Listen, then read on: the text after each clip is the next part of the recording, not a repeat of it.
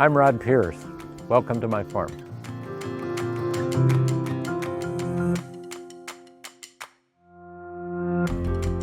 I really like to farm. I like the outdoors.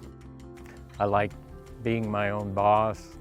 I like the challenge of putting seed in the ground and having the faith that it's going to take off growing and produce something that I'm going to help pay my bills and something that I'm going to help feed the people of the country with my products. I like to grow corn because corn responds to management and soybeans respond to Mother Nature. That way I could manage my corn. My grandfather was a coal miner in Madrid, Iowa, and bought 40 acres, and we've expanded that to my son and I now farm about 2,600 acres.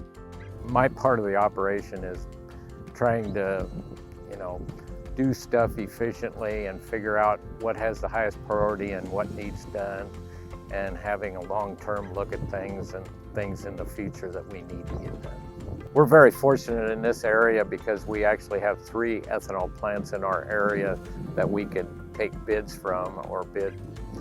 And what they do is they'll take our corn, they'll grind it, ferment it, and extract ethanol, and then the byproduct is DDGs, which is cattle and hog feed that they use for protein. They also, in our plant, produces CO2, I believe it is, which is another component that the health industry and all of us need to have on hand. So there's a lot of different things that they make out of our corn. I've started with 1 bin many years ago, and I've been expanding because due to the fact that we have a good bid from our ethanol plant, they don't let you store grain there, you need to deliver it. So that helps us in that end of it. But we have found that, storage always pays. We have approximately 240,000 bushel of storage on several of our places. The nice part about a bin is, we could start harvesting a little earlier and then put it in the bin and dry it and get it down to a moisture that will keep. The last stuff that we put in, we just put it in air bins, and that way we'll put it in around 18%, and then we blow air on it, some with heat, some without, and hopefully get it down into that 15% range so we could haul it to the plant. We typically like to sell when I need money, so I think one of the parts of marketing is trying to get your corn marketed when you need the cash flow. Typically, the end of the year, right after harvest, we have cash rents, land payments, just living expenses and stuff too. So we try to start delivering in that November, December time frame.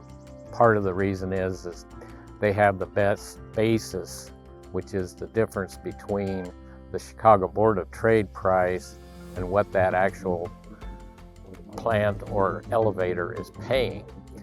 That typically narrows in that Thanksgiving to December time, so we'll try to lock it in then and deliver it then. But I try to get 70 to 80% of my corn marketed in April through June for December, January, February delivery. That way we could take advantage of the pre-season discounts that seed and fertilizer places have too.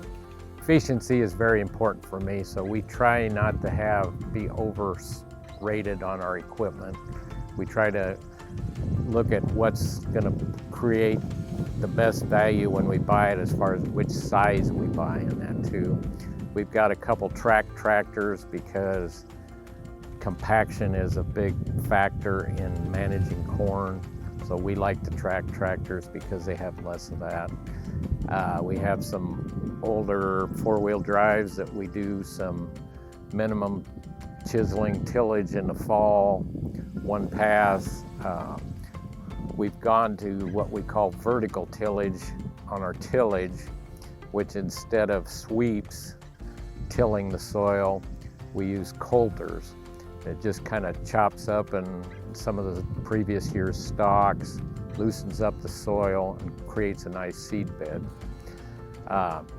We were precision planting dealer for many years, and there is a lot of different types of things that we could put on our planter to make it do a better job of dropping the seed into a nice seed bed and coming out of the ground faster.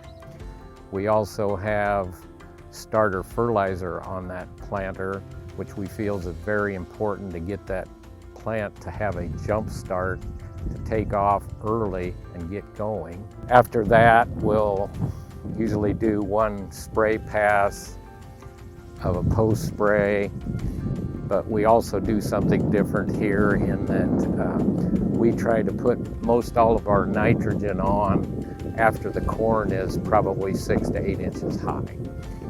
We put on approximately 50 pounds with our planter, but then we'll wait and then come in later and put on about 140 to 150 pounds of anhydrous on that corn. So our goal is to try to time that application as close as we can to when the plant will need it. For some reason my son named our planter Phil, but I think it's because we have to fill it a lot.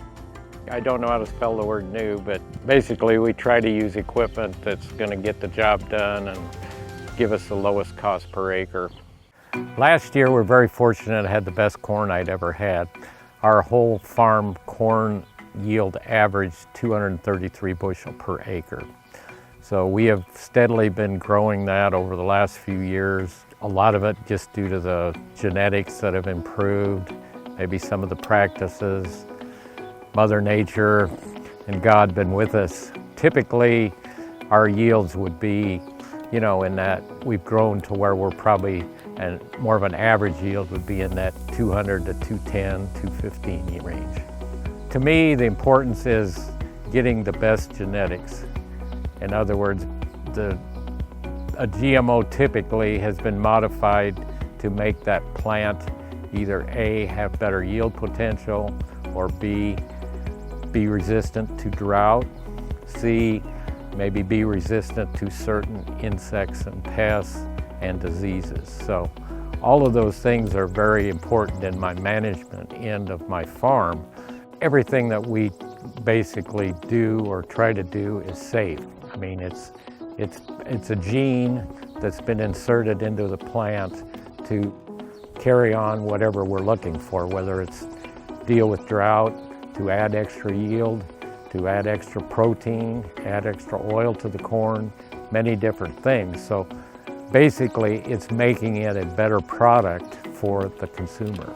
Water quality is very important. The Soybean Association has a program where they monitor tile water.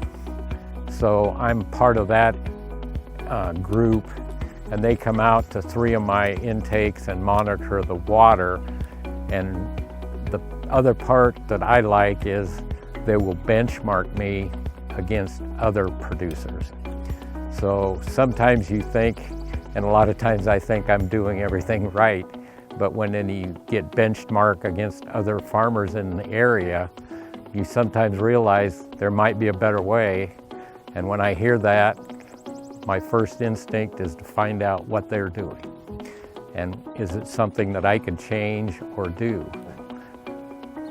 We need all of the different entities to buy our product, whether it's Ethanol Plants, exporting corn to China, South America, Canada. I think we as farmers need to share with the world our story. We need to show people what we do. We always like to put people in our combine. It's unbelievable the technology that has been developed for those machines, and all basically you have to do is turn it into the row and push a button and it drives itself down the row, and then they're able to watch the monitor to see, the corn's making 280 bushel here and 170 here, it varies through the field, and they can see the differences in the soil types and which produces more corn.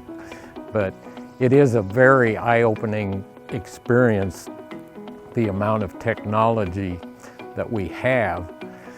Farming is a business, and you have to know where you're going and how much money you want to end up at the end of the year, and then try to work backwards to that and get enough sold ahead so that you've got some product to sell.